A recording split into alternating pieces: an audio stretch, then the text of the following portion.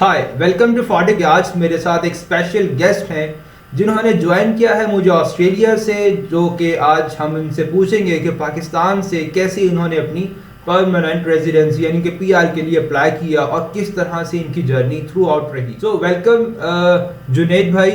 Thank you very much Sunel, बहुत शुक्रिया आपका आपके वक्त का। खैर मैं पहले स्टार्ट करता हूँ। खैर पाकिस्तान में खैर मेरे जो ताल्लुक है बेसिकली वो तहसील आरिफवाला डिस्ट्रिक्ट पाकपतन से है। पंजाब का एक बहुत छोटा सा शहर है। अभी फिलहाल मैं ऑस्ट्रेलिया में नेस्ले ऑस्ट्रेलिया में as electrical maintenance and reliability engineer job कर रहा हूँ। तो आपकी ऑस्ट्रेलिया में जर्नी कैसे रही? आपने किस तरह से अप्लाई किया अपने पीआर के लिए?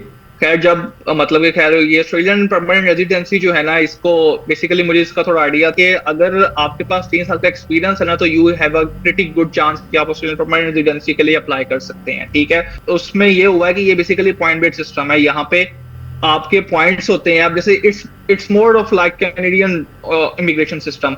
जैसे कैनेडियन इमिग्रेशन सिस्टम जो है उसके पॉइंट्स थोड़े डिफरेंट होते हैं, ऑस्ट्रेलिया के थोड़े डिफरेंट होते हैं। जितने आपके पॉइंट्स होंगे आपके पास उतना ही अच्छा चांसेस हैं कि आप ऑस्ट्रेलियन परमानेंट रेजिडेंसी के लिए अप्लाई कर सकते हैं। खैर तो इनके राउंड चलते हैं। तो जब 2022 में इनका एक बहुत बड़ा राउंड चला था। बेसिकली ऑस्ट्रेलियन परमानेंट रेजिडेंसी के 3 वीजाज हैं जो बेसिकली जो है, एक है 189, एक 190 और 491। 189 और 190 जो है ये बेसिकली परमानेंट पीआर है, और 491 पीआर नहीं है, ये टीआर है। TR stand for temporary residency. उसमें आप 3 साल के बाद आप 191 के लिए अप्लाई कर सकते हो, जो एसेंशियली एक पीआर ही होती है। तो खैर इसमें जब 2022 में जब राउंड चला इनका बहुत बड़ा, और वहां पे इन्होंने उन लोगों को भी इन्विटेशन भेजे हैं जिनका एक्सपीरियंस नहीं था 3 साल का या उससे कम था। तो मैंने कहा यार अभी इन्होंने भेज दिए हैं तो why student I give a try. तो उसमें ये था, थोड़ी बहुत रिसर्च मेरी पहले भी थी कि आप कैसे इसके लिए अप्लाई कर सकते हैं या किस तरह होता है। तो मैंने उसके बाद थोड़ी सी अपनी तरफ से रिसर्च की है, थोड़ी सी मेहनत वगैरह की। तो मैंने अपनी प्रोफाइल जो है ईओआई जिसे हम कहते हैं वो हमने डाली। उसको हम मजीद आगे डिस्कस करेंगे मजीद डिटेल में कि क्या क्या स्टेप्स होते हैं। तो उसके बाद फिर मुझे इन्विटेशन आ गया और then I got the visa और मैं ऑस्ट्रेलिया में हूँ। और अभी कितना टाइम हो गया आपको ऑस्ट्रेलिया में? मैं ऑस्ट्रेलिया में आया था 26 फरवरी 2024 को मैं ऑस्ट्रेलिया में लैंड हुआ था। तो आप कह सकते हैं कि मुझे तकरीबन 8-9 मंथ्स राउंड अबाउट इतना मुझे टाइम हो गया है। तो कैसा लगा आपको ऑस्ट्रेलिया में लैंड करते हुए और पाकिस्तानी नेशनैलिटी से आपने ऑस्ट्रेलियन नेशनैलिटी हासिल की? कैसी फीलिंग थी वो? यार खैर बड़ी अच्छी फीलिंग थी जब मुझे बेसिकली जब इनविटेशन आया। इनविटेशन मुझे क्योंकि 2023 में आया है 15 फेब 2023 को, कि जब मुझे ऑस्ट्रेलियन इमिग्रेशन की तरफ से ईमेल आई है कि आपको हमने सिलेक्ट किया है।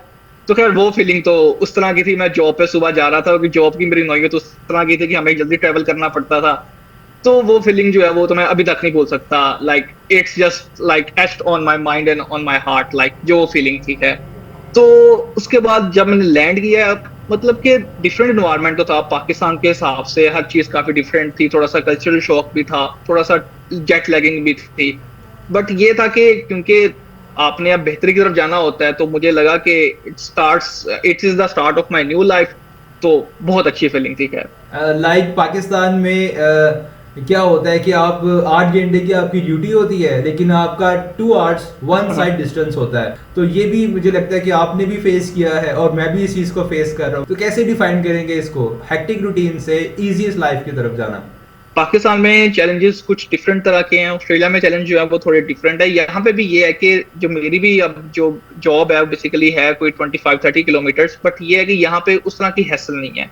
अगर आप क्योंकि मैं अभी फिलहाल थोड़े से रीजनल एरिया में रह रहा हूँ, यहाँ पे आबादी थोड़ी कम है, लोग जो है रोड्स वगैरह अच्छी बनी हुई हैं, तो इतनी रश एरिया भी नहीं होता। तो मैं 25-30 मिनट्स में अपनी वर्क प्लेस पे पहुंच जाता हूँ मैं। बट जहां तक बात चैलेंजेस की है वो ये है कि डिफरेंस तो बहुत है कि जिस तरह वर्क लाइफ बैलेंस यहाँ पे लिया जाता है, और सिर्फ लिया नहीं जाता, हमारे यहाँ पे अनफॉर्चुनेटली वर्क लाइफ बैलेंस जो है उसको जोर तो बड़ा होता है पर प्रैक्टिकली मतलब कि उसमें कोई इम्प्लीमेंटेशन नहीं होती। बट यहाँ पे उसको उस पर जोर भी दिया जाता है और they do make sure they it is being implemented here.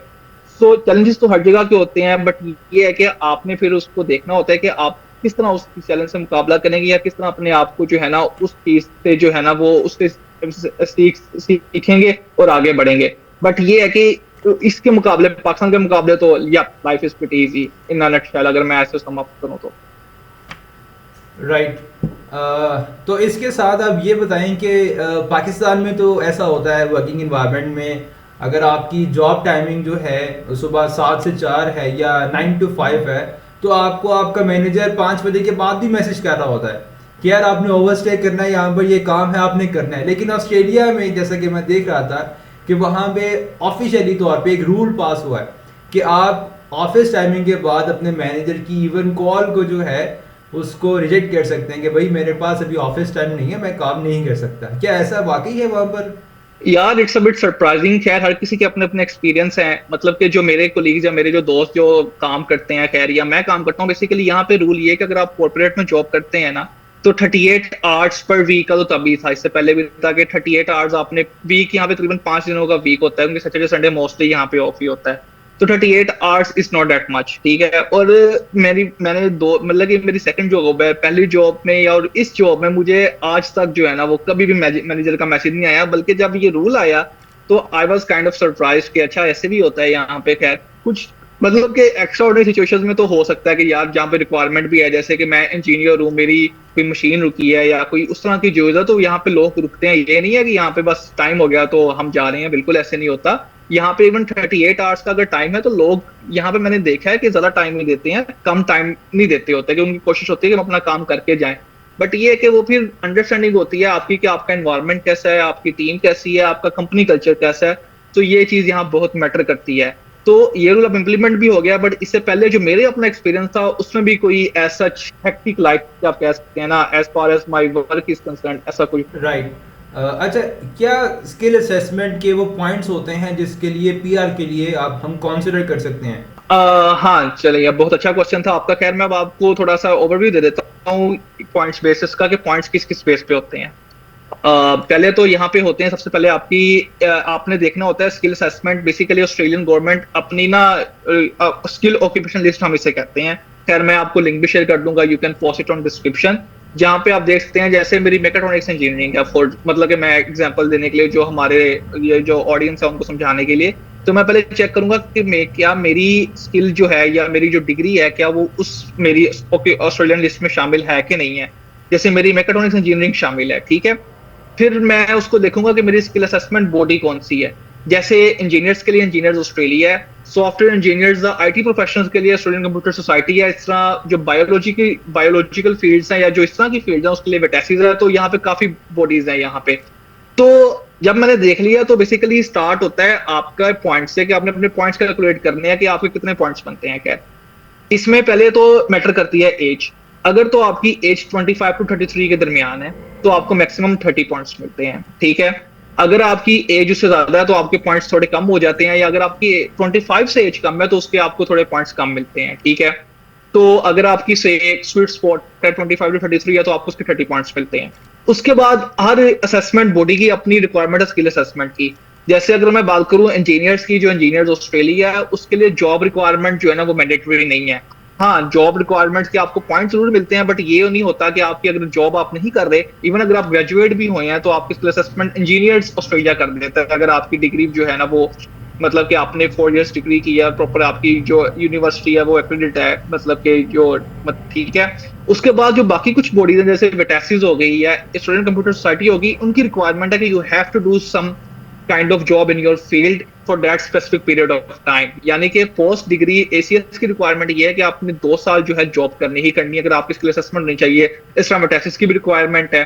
तो उसके बाद उसके आपको पॉइंट्स मिलते हैं 15। अगर आपकी डिग्री इंजीनियर ऑस्ट्रेलिया में 15 मतलब कि 4 साल की डिग्री है आपकी, ठीक है, इंजीनियर मैंने 4, मुझे 15 पॉइंट्स मिल गए। हाँ, उसके बाद अगर मैंने जॉब की है और मेरे पास उस जॉब मैंने अपनी फील्ड के रेलिवेंट जॉब की है, जैसे कि मेरी मैकेट्रॉनिक्स इंजीनियरिंग है और मैंने जो फील्ड जो मेरी जॉब है वो भी मैकेट्रॉनिक्स इंजीनियरिंग किया, तो मुझे उसके भी पॉइंट्स मिलेंगे। पर उसके लिए मेरे पास डॉक्यूमेंटेशन होनी चाहिए, उसमें सैलरी स्लिप्स हो, उसमें टैक्स सर्टिफिकेट मेरे पास हो, उसमें मेरी जेडी लेटर हो जिसमें कंपनी ने लिखा हो कि मेरी ये जॉब रिस्पॉन्सिबिलिटीज हैं, तो वो मैं उसके पॉइंट्स क्लेम करूंगा। 3 साल के ऑफ शोर या ओवरसीज के 3 साल अगर आप काम करते हो तो आपको 5 पॉइंट्स मिलते हैं, 5 साल के 10 होते हैं, 7 साल के 15 होते हैं।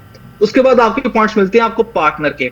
अगर तो आप सिंगल हैं तो आपको 10 स्ट्रेट अवे मिल जाते हैं। अगर आप शादीशुदा हैं तो फिर डिपेंड करता है, अगर आपके पार्टनर ने आइल्स या पीटी किया और उनकी इंग्लिश कॉम्पिटेंट है, कॉम्पिटेंट से मुराद है कि उनके आइल्स में 6 ईच हैं या पीटी में 65 ईच हैं, तो आपको उसके 5 पॉइंट्स मिलेंगे। अगर आपके पार्टनर की स्किल असेसमेंट भी है ना तो आपको उसके 10 पॉइंट्स मिल जाएंगे। तो उसके बाद नाटी टेस्ट आ जाता है। ये तो है मेन पॉइंट जो आप कोशिश करते हो कि आप लेते हो। उसके बाद फिर बाकी पॉइंट्स होते हैं, उसमें नाटी आप कर सकते हो, वो English Urdu to English translation test होता है। तो बेसिकली इस तरह जो है ना ऑस्ट्रेलियन पॉइंट सिस्टम कंस्टिट्यूट करता है, और इसमें फिर आप देखते हो कि आप मैक्सिमम पॉइंट्स कैसे अचीव कर सकते हो। राइट। तो इसमें जो सबसे मेजर हर्डल है वो क्या है? आपकी स्किल असेसमेंट की अच्छा, जो आपकी जॉब रिक्वायरमेंट है, सबसे मेन हर्डल क्या हुआ इसमें? इसमें सबसे मेन हर्डल जो है ना वो आपकी स्किल असेसमेंट ही है, क्योंकि अक्सर जो इंजीनियर्स, जैसे मैं अपनी बात करूं, इंजीनियर्स के लिए वो इतना इशू नहीं है।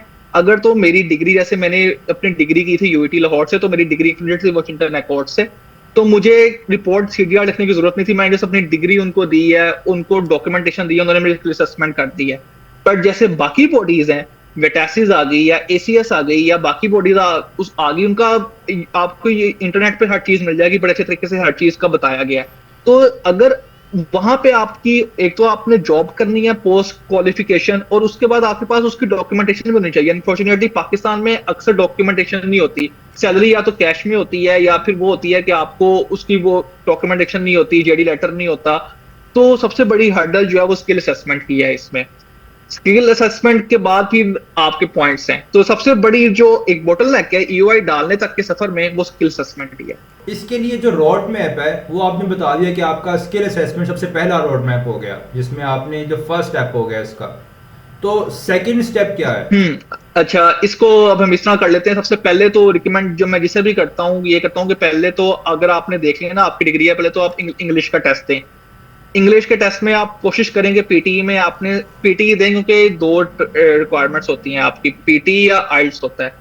तो अगर आपने पीटी दिया है ना, तो पीटी में I guess, I am sorry मैं ये पॉइंट शायद मिस कर गया था जब मैं और मैं बता रहा था। तो पीटी में आपके होने चाहिए 79 ईच होने चाहिए, आपको तब 20 पॉइंट्स मिलते हैं। और आर्ट्स में आपके 8 ईच हो, 8 ईच मतलब कि 18 each module. So getting 79 plus in PT is a lot easier than getting 8 each in arts. अगर आप इंग्लिश में कोई बड़ी अच्छी इंग्लिश भी है तो 8 ईच लेना आर्ट्स में सम टास्क। तो सबसे पहले आप स्टार्ट करें अपनी इंग्लिश से, पीटी से, और आपने टारगेट करना है 20 पॉइंट्स को, क्योंकि आजकल जिनको भी इन्विटेशन आ रहा है उनकी इंग्लिश जो है वो 8 सुपीरियर इंग्लिश है। जिसको 79 प्लस आ गई उसको हम कहते हैं सुपीरियर इंग्लिश। तो आपने पहले अपनी इंग्लिश टेस्ट देना, उसके बाद आपने स्किल असेसमेंट की तरफ जाना है।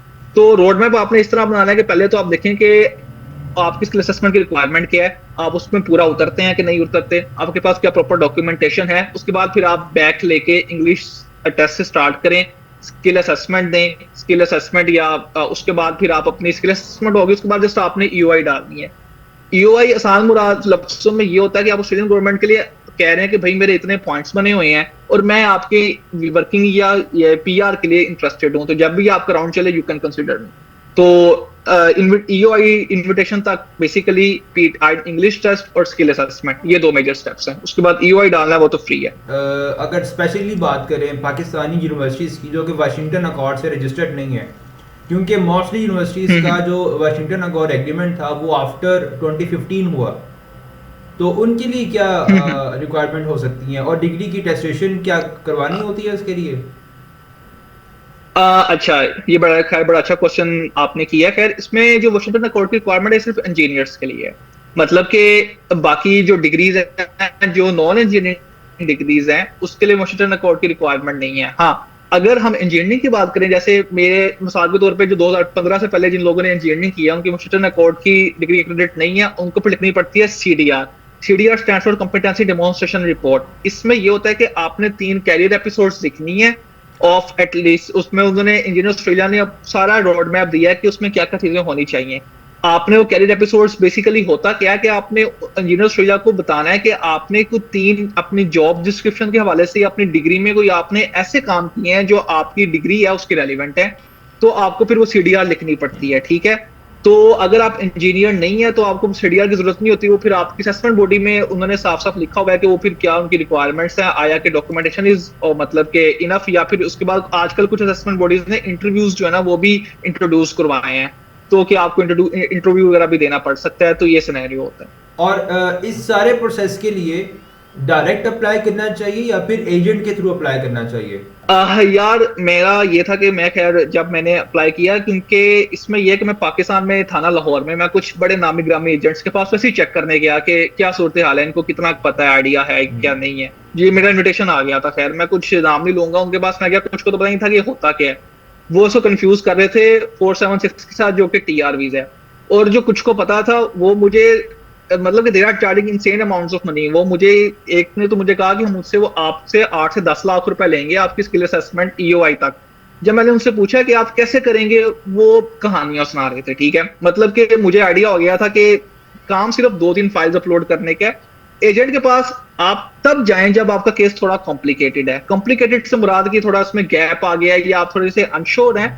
बट इंटरनेट पे यार ऑस्ट्रेलियन इमिग्रेशन ने इतने अच्छे तरीके से सारे स्टेप्स बताए हैं, और फेसबुक पे इतने ज्यादा ग्रुप्स हैं कि आप ज्वाइन करो। मैंने जैसे अपनी बात करूं तो मैंने सारा कुछ जो है ना वो खुद किया है। और वो कैसे किया है कि यहाँ पे मैंने जो है ना कुछ उनके वेबसाइट पे जाकर कुछ पढ़ा है, ऑस्ट्रेलियन इमिग्रेशन की वेबसाइट पे भाई क्या क्या स्टेप्स हैं, क्या तरीकेकार है, क्या नहीं है। उसके बाद मैंने फेसबुक ग्रुप्स ज्वाइन किए हैं, जहां पे अगर आप अपनी क्वेरी पोस्ट करते हो तो वहां पे लोग जो है they are more than happy to help, कि आपको वो गाइड करते हैं। इवन मेरे कुछ दोस्त थे, जान बाहर के लोगों से मेरी नेटवर्किंग हो गई है, उन्होंने ईओआई तक एंड तक मुझे सपोर्ट किया। जहां पे मैं एक्सपेक्ट कर जाता था, मैं मैसेज करता था तो फौरन मेरी क्वेरी आंसर हो जाती थी। सो आई वुड स्ट्रांगली रिकमेंड, अगर आपका केस जो है वो स्ट्रेट फॉरवर्ड है, आपके पास हर चीज है, तो you can do it on your own. इसमें पैसे लगाने की कोई जरूरत नहीं है। राइट। और अगर आप मेरे व्यूअर्स को थोड़ा सा बता दें कि पीआर के लिए सब क्लास जो वीज़ास हैं ऑस्ट्रेलिया के लिए वो कौन कौन से हैं, और उसका थोड़ा सा स्मॉल इंट्रो अगर दे दें। हाँ ठीक है। बेसिकली पीआर के लिए वर्किंग वीजा से मतलब मैंने बताया 3 वीजाज हैं, 189, 190 और 491। जो स्पेसिफिकली पीआर के वीजाज है वो हैं 189 और 190। इन दोनों में फर्क कोई भी नहीं है। 189 है इंडिपेंडेंट वीजा, कि आप ऑस्ट्रेलिया में कहीं भी जाके जो है ना वो आप काम कर सकते हैं। ठीक है। 190 स्टेट स्पॉन्सर्ड वीजा है, ये भी पीआर ही है, बट इसमें ये होता है कि जैसे कोई स्टेट, जैसे मुझे न्यू साउथ वेल्स ने इनविटेशन दिया है, तो वो ये एक्सपेक्ट करते हैं कि मैं 2 साल उनकी स्टेट में रह के काम करूंगा। ठीक है, वो भी पीआर है, बस उसमें एक मोरल ऑब्लिगेशन ये है कि you have to be in that state and work for that certain period of time. और जो 49 ने 5 साल किसी रीजनल एरिया में काम किया है। ऑस्ट्रेलिया में जो रीजनल एरियाज हैं वो सिडनी, मेलबर्न, ब्रिस्बेन, इन तीनों के अलावा पूरा ऑस्ट्रेलिया जो है ना वो खैर रीजनल है। पर्थ भी जो है ना वो रीजनल में आता है वो खैर। तो आप इन तीनों के अलावा कहीं भी जाके आप काम करेंगे ना तो it's considered a regional area. तो ये 3 वीजा कैटेगरीज है इसमें। 190 पीआर वीजा है, 491 is a TR leading to PR. और इन तमाम जो सब क्लास वीज़ास हैं इनकी स्किल असेसमेंट सेम है, और जो क्राइटेरिया है वो भी सेम है। और इसके लिए जो डॉक्यूमेंटेशन है वो भी अगर आप थोड़ा सा बता दें कि डॉक्यूमेंटेशन तो फर्स्ट आपकी है वाशिंगटन अकॉर्ड यूनिवर्सिटी की डिग्री, और अगर नहीं है तो उसका भी आपने बता दिया। इसके अलावा जो डॉक्यूमेंट्स हैं ये सिर्फ वाशिंगटन अकॉर्ड की डिग्री सिर्फ इंजीनियर्स के लिए। ठीक है, ये मैं थोड़ा सा मतलब कर दूं, इंजीनियर्स के लिए है ये। उसके बाद ये है कि बाकी जो आपकी डिग्री होनी चाहिए यूनिवर्सिटी की, और एचईसी से अटेस्टेड डिग्री होनी चाहिए। ये थोड़ा सा ध्यान रखें क्योंकि एचईसी से अटेस्टेड डिग्री बहुत जरूरी है, सबकी ये रिक्वायरमेंट है ये। और ट्रांसक्रिप्ट भी एचईसी से अटेस्टेड होनी चाहिए, डिग्री और ट्रांसक्रिप्ट। ये तो होगी आपकी डिग्री। उसके बाद आपका इंग्लिश लैंग्वेज रिजल्ट, पीटी का रिजल्ट या आइल्स का रिजल्ट वो होना चाहिए आपके पास, और वो वैलिड होना चाहिए। ऑस्ट्रेलियन इमिग्रेशन के लिए जो पीटी है वो 3 साल के लिए वैलिड है। वैसे तो पीटी 2 साल के लिए वैलिड है, बट ऑस्ट्रेलियन स्किल जो वीजा है उसके लिए you can have your PT valid for 3 years. मतलब कि आप 3 साल तक आप जो है ना वो पीटी आप यूज कर सकते हो वो वाला। उसके बाद जो आपने जो पॉइंट्स क्लेम किए हैं, जैसे एज के पॉइंट्स है, उसके लिए आपका बर्थ सर्टिफिकेट होता है वो जो आपको मिल सकता है, पासपोर्ट है आपका। मतलब कि जो पॉइंट्स आपने क्लेम किए हैं, अगर आपने जॉब के पॉइंट्स क्लेम किए हैं, वर्क के, उसके रिलेवेंट जो आपके पास डॉक्यूमेंटेशन है वो होनी चाहिए। तो जो पॉइंट्स आपने क्लेम किए हैं ना उसके रिलेवेंट आपके पास जो डॉक्यूमेंटेशन है ना वो होनी चाहिए। और इसका जो कॉस्ट है, टोटल कॉस्ट वो कितना है, आपको कितना एक्सपेंस चाहिए इसके लिए? अच्छा, जो स्किल असेसमेंट तक है ना यार, जो स्किल असेसमेंट तक की जो कॉस्ट है, जिसमें सिर्फ इंग्लिश लैंग्वेज का टेस्ट और स्किल असेसमेंट आती है, ये आज का अगर आप एयूडी को कन्वर्ट करो पीकेआर में तो तकरीबन 2.5, पौने 3, 3.25 लाख तक बन जाता है। डिपेंड करता है आपकी असेसमेंट बॉडी कौन सी है, क्योंकि हर असेसमेंट बॉडी की जो फीस है वो डिफरेंट है। ठीक है, अगर उसके बाद अगर कोई बंदा 3 साढ़े 3 4 लाख लगा सकता है तो he should go for EOI, मतलब उसे सबमिट करनी चाहिए, क्योंकि आपको कुछ पता नहीं होता। उसके बाद की जो कॉस्ट है ना, जब आपको इनविटेशन आ जाता है, इनविटेशन के बाद अनटिल अनलेस आपने अपने पॉइंट्स ओवर क्लेम नहीं किए ना, जैसे कि मैंने वो काम, जैसे मेरी जॉब 5 साल की थी नहीं, मैंने 5 साल की अपनी डिग्री के वो जॉब के पॉइंट्स क्लेम कर लिए हैं, then it can be an issue. But अगर आपने पॉइंट्स अपने सही क्लेम किए हैं ना, तो आपके पास 90 to 95% चांस है वो ग्रांट आएगी। उसमें फिर आपको वीजा फीस होती है जो आजकल आई गेस 4800 AUD हो गई है, $4800 वीजा की फीस है, वो आपको पे करनी होती है at the time of invitation, जब आपका काम ऑलमोस्ट डन हो जाता है। आगे बस सारी डॉक्यूमेंटेशन होती है, उसके बाद फिर टिकट की कॉस्ट है, या ऑस्ट्रेलिया में फिर आपको रहने की जो अकोमोडेशन वगैरह, वो फिर ये कॉस्ट फिर आपकी आ जाती है। तो उसके लिए असेसमेंट तक 2.5-3 लाख, उसके बाद फिर वीजा की फीस, उसके बाद बाकी जो आपकी जो फीस वगैरह ये सारी है। उसमें visa fees basically main fees है, बाकी तो फिर आपके टिकट्स और रहने का ये सारे खर्चे।